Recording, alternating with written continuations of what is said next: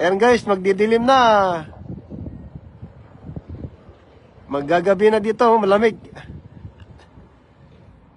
The wind is already cold. Still cold here in Quebec.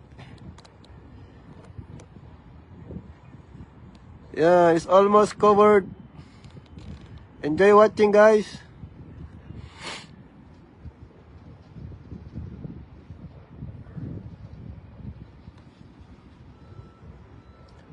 Shout out to Ma'am Alma Mendoza.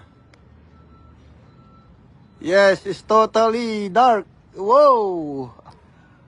Very nice, guys. Hindi na natin makita, guys.